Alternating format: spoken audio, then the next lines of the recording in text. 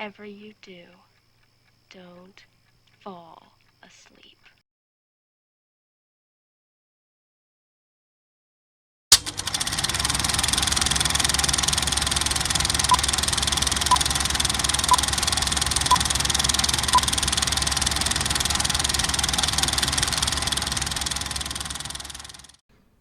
Hey everyone, Genome here, come at you with the next episode in my Hack and or Slash series. This is kind of an addendum series to my Was It Good playlist, basically where I take a look back at, pop culture, movies, songs, etc., and decide whether or not they were worthy of the fond memories that I have encased within my skull here. So today's film harkens all the way back to 1984, and it was kind of a breakthrough film in a time of, while a lot of imagination, it was a time of formula, right? And this being Hack and or Slash series is going to be a horror film. So I'm talking about none other than Wes Craven's Nightmare on Elm Street, or A Nightmare on Elm Street if you prefer. So this movie did a lot of things very, very differently. And let me just give you a quick breakdown of what's going on. I won't get into it too much. For those of you who haven't seen it, probably want to stop watching now and go watch it. In case I spoil anything, I'll only give away the ending, all right? But basically, what we have here is a group of teenagers are all complaining of having nightmares, and they come to slowly realize they're having the same nightmare about the same person, and it's a guy who's stalking them through their sleep, right, and scaring the heck out of them. Fingernails? That's amazing you saying that. That made me remember the dream I had last night. Right. So we're introduced to about four main players at first, and they're basically the meat and potatoes of this movie. You have, let's see, of course, Heather Langenkamp as Nancy, Amanda Weiss as Tina Gray, Sue Garcia as Rod Lane, and in his film debut, Johnny Depp as Glenn. So most of the movie, while there's others involved, kind of focuses on these. You also have parents that have quite a bit of screen time in John Saxon, who is dad, and Ronnie Blakely, who is mom. Mom has a bit of a drinking problem. And I'll tell you what, I don't know what mom's money is coming from, but they sure live pretty well for people who are living on a policeman's salary, right? So, I mean, they never show her working, and she's an alcoholic, but she's dressing in, nice pearl bodices and all that, and it never seems to be a loss, and their house is enormous. But anyway, so basically, yes, getting back to it, the teens find out they're all being stalked by the same person, and then things really take a turn for the worse when they start dying off. And it happens while they're asleep every time. No one's around, no witnesses, so no one knows what's going on. But the kids figured it out. I dreamed about a guy in a dirty red and green sweater. Well, what about the fingernails? And long story short, if you die in your sleep, you die for real. Basically, if you die in the dream world, you die for real. Now, the protagonist of this movie is, in his breakthrough role, Mr. Robert Englund, of course, Freddy Krueger. He actually alludes himself as Freddy in this movie, but he's actually billed as Fred Krueger. So he's the one that's terrifying these kids to death and then killing them in their sleep. And he seems to gain power from it. And as you find out later in the series, he does gain power from his victim's fear. And not to mention the burgeoning body count. So, long story short, down to final girl status now. Everyone else is basically a goner of the group. And she figured out earlier in the movie that if you can pull objects out of these nightmares with her, then they come out into the real world. She pulls off Freddy's fedora at one point and brings it back. I got something out from my dream. Where did you get that? I grabbed it off his head. And a very effective scene where she's in a sleep research center. Typical dream parameter. A nightmare now would be plus or minus 5 or 6. She's about 3. So she decides to booby-trap the house and lay in wait and have a final confrontation with Freddy before, because she can't stay awake forever. So that really gets down to what makes this movie great. And there's a lot of things that make this movie great. But let's talk about the main premise here. The stalker, the slasher of this movie resides within dreams. Basically resides within you sleeping.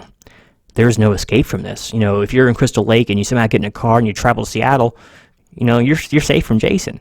If you get away from Haddonfield, you're probably okay from Michael Myers. Stay out of Tokyo, Godzilla's not going to get you. Vice versa, vice versa. So you can't get away from sleep, and no matter what you do, eventually you're going to fall prey to it. And that's one of the things that makes this movie so original and so terrifying. If you think about it, it's because not only is the protagonist Freddy the killer here, the killer's also sleep, something that comes naturally to you and something you do every day. Now, in this movie, they are artificially kept awake, and I'm sure a person could do it for several days straight if need be. I pulled a lot of 24-hour shifts myself when I was in the service, but they're none too fun.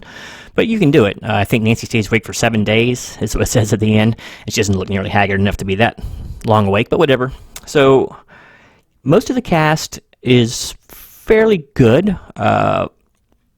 The main character, Nancy, moves from strong to kind of bad. It's all throughout the movie. It just comes and goes. She has some pretty good moments and some fairly weak, typical slasher, heroine moments. So I would call her above average, especially for such a young actress that she was. I think Amanda Weiss, who plays Tina, does a much better job with the limited screen time you have. And another spoiler alert. It looks in this movie like Tina's going to be the final girl, right? A lot of the first part of the movie kind of focuses on her, but then taking a page out of his own book, he kind of eschews his tropes, and she's the first one to go. So she's in the first 20 minutes of the movie. So that's really, really interesting. And this movie is full of all kinds of interesting ideas in a time when things were outside of original premises, mostly kind of bland and by the numbers, right? The rest of the actors are nothing special. Johnny Depp, it could be anybody in his role. Just because you know his name now doesn't mean anything. I didn't see anything in his performance there that would allude to him becoming a superstar.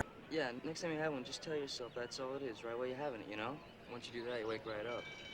At least it works for me. Other than women like to look at him. I don't know what else you could say. I'm just saying it's just not that exciting a performance. The adults are serviceable. John Saxon's pretty stiff. That might be purposeful, but he doesn't seem to even care too much about the plight of his daughter, what's going on right now. I know he's got more important things to worry about, but he's just never home, and he doesn't appear to have any kind of affection. Here she is at the end scene, busting windows out, screaming for help, and no one's really coming over. I got him trapped! Help! Where are you? Everything's gonna be all right! Everything's under control! Get my back, you asshole! He's more interested in what's going on across the street, what's has already happened. Just come here and break the door down in exactly 20 minutes. Can you do that? Yeah, sure. But anyway, but the real thief, as you were, of all the scenes that he's in is, of course, Robert Englund. Robert Englund did not suffer from first movie-itis. He stepped into the role, and he had the role pegged from the get-go. Basically, it's either first or second best performance of the entire series. If you go just by what is established for Freddy, this is probably one of his best roles in the whole entire series. It can be argued that he really, really honed it down at round 3 and 4. And it was razor sharp. Dialogue is more interesting. But in this one, all his little mannerisms and with the way he stalks people around the dreams and just every little movement he does is perfect.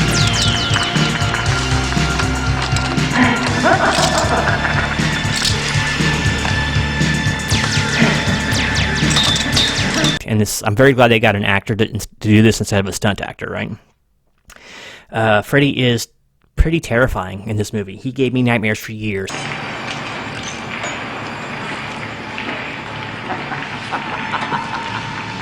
I saw this way too young. I probably saw this when I was 9 years old at a friend's house. So 1985 or so. I shouldn't have seen it. It messed with me. Most other horror movies, I watched them and then I forgot about them. They never bothered me. Jason never really scared me. Michael Myers never really scared me. None of the other horror guys really scared me. And werewolves kind of gave me some fits too when I was younger, but I grew up out in the country, so I was always imagining hearing those things out there.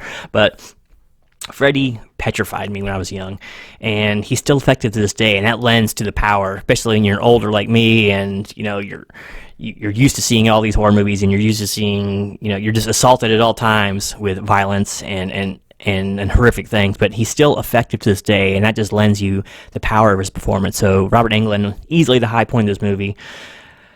The character of Freddy, it's one movie in, we already have a pretty rich backstory. You know, he's a child molester and or murderer. They never say molester in this, it's murderer. It's probably implied, but they don't even try to imply that much. They just he's a child murderer. He gets away with it, and the parents take revenge on him. Upon taking said revenge, he turns into something much worse, the Dream Stalker, and he's going after the children of the parents who basically killed him. Or maybe, and what we find out later, basically any children, because he takes what he died with, and it just goes with him into his afterlife, if you will. So Freddy is terrifying. The things that he does to these poor two girls.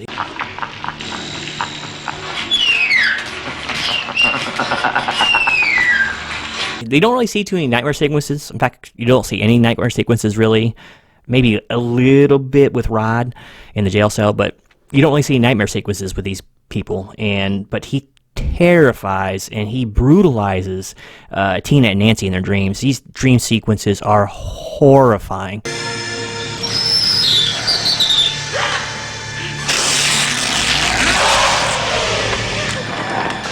To this day, you feel so bad, especially for Tina. Oh my gosh.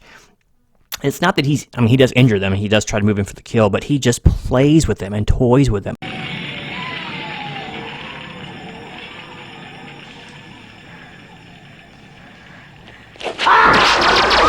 And they're in awful situations. You take familiar environments and you turn them into the mirror universe, you know, where everything's upside down and everything's out to get you.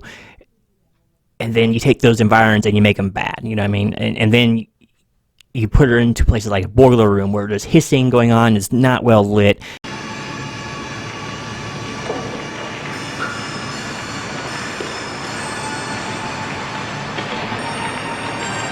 Every time they turn around somewhere, they're running into a wall because he can manipulate the dream itself.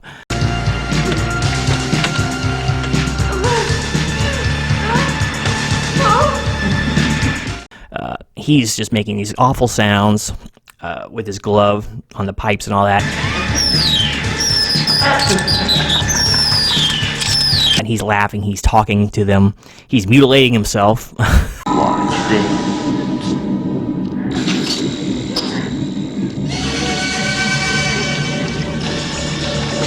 And it doesn't matter how far and fast you run, he can always just keep up with you. He's always right behind you.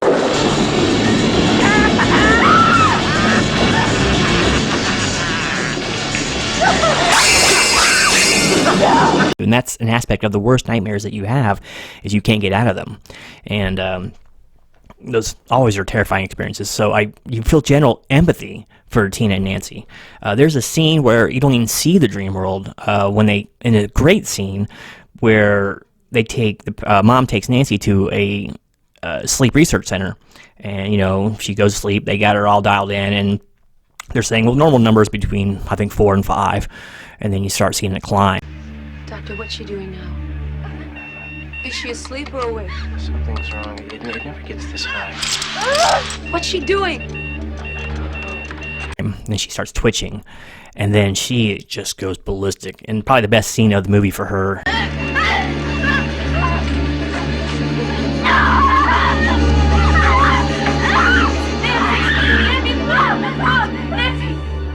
Nancy just goes ballistic in her sleep. She's thrashing, she's screaming.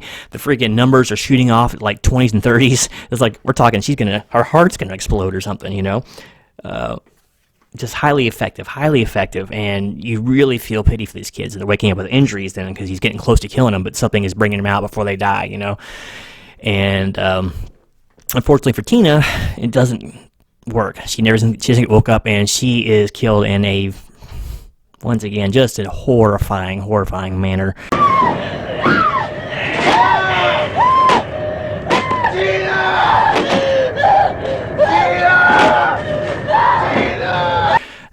Getting dragged up the walls, across the ceiling. She's getting slashed, blood everywhere.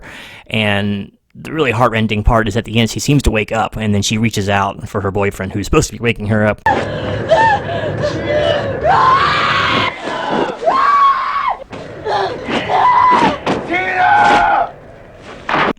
and then she just dies, falls into the bed, and just blood splashes everywhere. Horrifying. It's just such an effective scene, and there's so many scenes like that in this movie. And that makes it work. So let's talk too about how good this movie looks. Here's something else that surprises me. Look at a lot of these older movies, and the film stock looks dirty. It looks faded and washed out. And a lot of those movies are set in the daytime, too, which is also a lot different than normal. But it just looks crisp and clear. I just have a regular DVD copy. In fact, it's a copy that's front and back, too, so it's not like a high def or nothing. And this movie still looks crystal clear, which is surprising. You can see what's going on, and the film stock looks good. Like, better than, like, look, watch Silence of the Lambs, and look how dirty that film stock looks compared to this movie. I was very, very shocked, because, you know, this movie didn't have much of a budget. The special effects, my gosh. All these movies are special effects treats. You know, this one was kind of starting with new ideas and toying with new ideas, so it doesn't look as good as later installments. That's to be expected, because the later installments got budget, they got time. You know, a lot of this production was plagued by basically running out of money. So it's amazing that you got done it all. That's a story for another day. Just special effects look amazing. You know, Freddy mutilating himself looks pretty good. The makeup for Freddy himself looks really good. They do keep his face more in darkness than they do in later ones, so it probably does hide some of the shortcomings, but it just looks amazing. Yeah, just the dream sequences look good. Mostly they're just basically slightly redressed versions of the normal world, but still, it's just effective lighting, effective sound.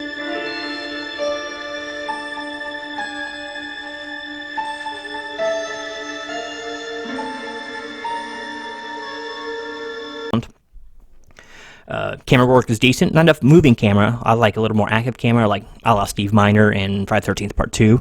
But, you know, you can't have it all.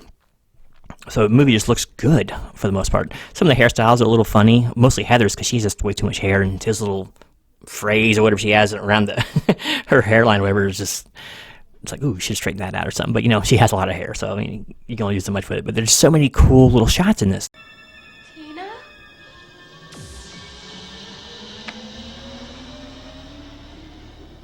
The stupid scene that they cannot emulate right when Freddy's coming through the wall.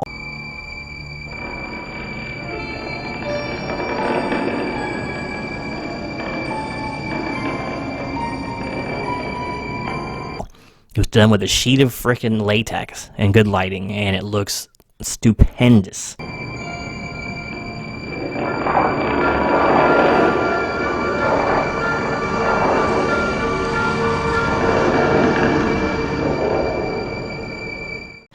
Absolutely stupendous. It's signature to this movie, and a lot of things in this are the blood fountain that comes out after Glenn bites it. Just amazing, and it's horrifying and terrible. It's like, well, not that much blood in the body, but you have to go with allegory, right? Just it all looks good, and so special effects, cinematography, all that looks great. This movie just it eschews so many things. Okay, so put this in your mind, all right? You go up to a production studio. I have an idea for a story, right? It's going to be a horror movie. And, all right, they're saying, okay, so who's the bad guy? Who are we supposed to be afraid of? Okay, here it is. Here's a normal-sized guy who talks. You see his face. He's kind of burnt up pretty bad. He has knives on his finger, razors on his finger, and he wears a red and green sweater. Now, I mean, just think about this. If you're a financial backer or a movie studio and someone comes to you with that, what do you think? It's like, okay, Wes is known. He's known for reading out movies and all that, so he knows what he's talking about. But Wes turned this character into an icon, and he turned him into someone who is truly terrifying. You take everything I just said there, it's like, that sounds ridiculous. But they put it together in such a way, and it was shot in such a way, and Robert played it in such a way that it just worked. Probably the most inventive slasher villain ever. And not to mention the whole dream aspect. That's just icing on the cake, right? So it's probably the most imaginative slasher ever in a lot of different ways. Like I said, it's a whole new playground. It's dreams. You can't get away from it. something else that's new. Parents play a small role in this, but they're still in the house. They're not out alone somewhere in a contrived situation. These people are doing what normal people do. They're going to school, they're going to sleep, they're staying home, they're hanging out a little bit, but they're not doing any partying. They're not out there doing drugs that much. You know what I mean? That it's implied, I think, a little bit, but not really. They're not like one couple is, screwing around, but of course they do bite it in typical fashion.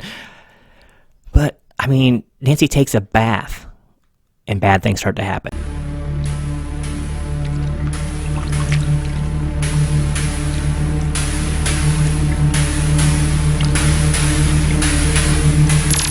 And it's just like, so nowhere is safe, and it's just such an interesting, intriguing idea.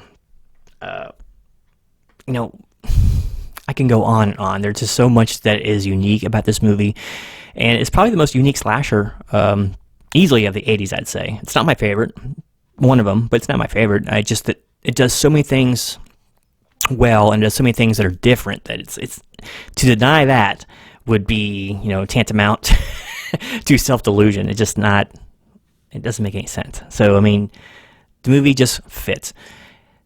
Let's talk about the ending real quick. Once again, spoiler, I'm not going to say everything, but the ending was kind of a flame out for me. I'm a little disappointed in the ending. Not only does it not make a whole lot of sense, it was also kind of hurt by production interference.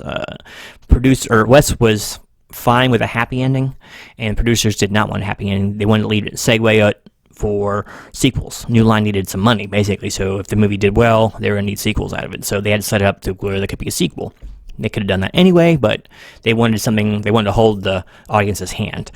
It was much more effective in movies like Nightmare on Elm Street 3, with just a little light coming on. That was perfectly fine. It wasn't so over the blown and over the top, and then you got the ridiculous scene with Mom in the door. I don't need to explain that, but the means that Nancy defeats Freddy and all that's pretty hacky. Then again, he's never killed the same way in the series, so I mean, I don't know what you want. They had to figure out something to do with the guy, but it didn't make any sense because he was in the real world to me. The whole final act takes place in the real world. Well, most of the final act, basically the big chase. So yeah, the ending is a bit of a letdown. It's not horrible, honestly, but it could have been done better. A lot of Wes's movies are like that. A lot of them, the first like 2/3 of movies are stupendous, and the ending is a bit of a flame out. Like New Nightmare, same thing with me. It's like, oh, that final confrontation with Freddy was just pretty much a letdown. Everything up until then was pretty awesome for the most part. But anyway, let's stick with the first one. So yeah, this movie does a lot right. Just do me a favor. If you're going to watch this movie, don't let your kids watch this, please. If they have an active imagination like I did, it's going to keep them awake till their early teens. I'm telling you, do not let them watch this movie. It's just a lot of horrifying stuff going on here. And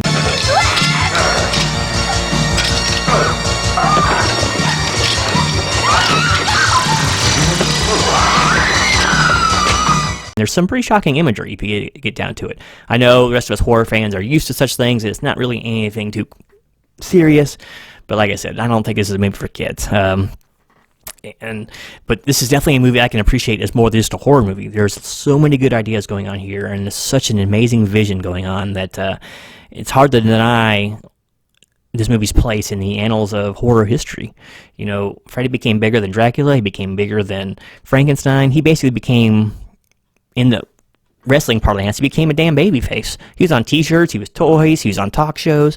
He wasn't just a heel at all times. He was a pop culture icon, and I'm sure they didn't think that any of this stuff happened. They were just making a horror movie, But that's just, the production was so good, and it was executed so well, that's what it turned into. And he became a phenomenon, got too big, and it ruined him, but, that's a story for another day. Studios want to make money, so you just keep running with what's working. So I think I've rambled on long enough. If I was going to give this a star rating, I'm going to give this, honestly, this is probably a 5-star movie. I'm going to go ahead and give it a 4. If I take everything, it's like a 4.5 to a 5. There's some things I don't want to, give it a perfect score for. There's a couple of plot elements there that are pretty off. Mom locks the house so no one can get out. Why? That doesn't make any sense at all. The parents not caring what's going on with these kids.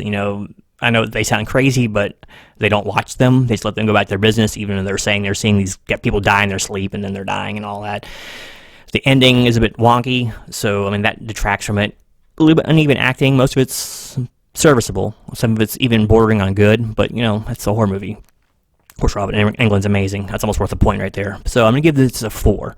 This movie is a definite horror classic, and probably the best of the entire series. There's some debate with 3. 4 has its proponents and some people. But just going on this movie alone, it's very easy to see why it was continued as a series. It was just a intriguing, very, very intelligent concept. It was well acted by the main bad guy, and it was memorable. So, what more do you want from a horror movie? One more thing too. It's not a high body count in this movie, right? It's like 5 people maybe, including Mother or whatever. If she really did, who knows? She might have died twice, but you remember every character after the movie is over. It's like I still remember Glenn's name. I still remember Tina's name. I still remember what was his name? Now I'm forgetting Rod's name because I was sitting there thinking about it too hard. But it's like I still remember Nancy's name. Most horror movies you watch, I don't remember their names. I can't even think. Or I can barely see their faces in my mind if I haven't just watched it. These characters stick with you because you get to actually know them a little bit before they're off. So, and then that just makes it more effective as you feel their plight. Especially Tina. Once again, I'm gonna get back to it. Poor Tina. Gosh, I empathize so bad with that girl. She went through Hades until the final bell rang for her. So anyway, I'm going to wrap this up now. Thanks for watching. Don't forget to like and subscribe. Stay tuned for more content like this, more movie reviews. I'll probably do the entire Nightmare on Elm Street series. I might as well. In for a penny, in for a pound. I did the entire Friday the 13th series. Nightmare's a little bit shorter. I didn't enjoy it quite as much, but it's probably a more even series for the most part. But we'll see. And stay tuned for more music reviews, comic book cover reviews, art reviews, you name it. Remember, if I can review it, I will do it. Hey, let me know down in the comments below if you've seen this movie, what you thought about it. If you haven't seen it in a long time, I have not seen this movie probably since the 80s. It's been a long time. I think it scarred me so bad as a child I didn't ever want to watch it again. As lame as that sounds or whatever, but whatever. You get over it. I just actually forgot about it. But if you've seen this movie, let me know in the comments below what you think about it. Do you think I'm way off base here, or do you think that I'm undervaluing the performances of all the cast and the overall cohesive product that was put out there on the screen? So, thanks again for watching. Until next time, this is Genome, just hoping his childhood nightmares don't come true. Out.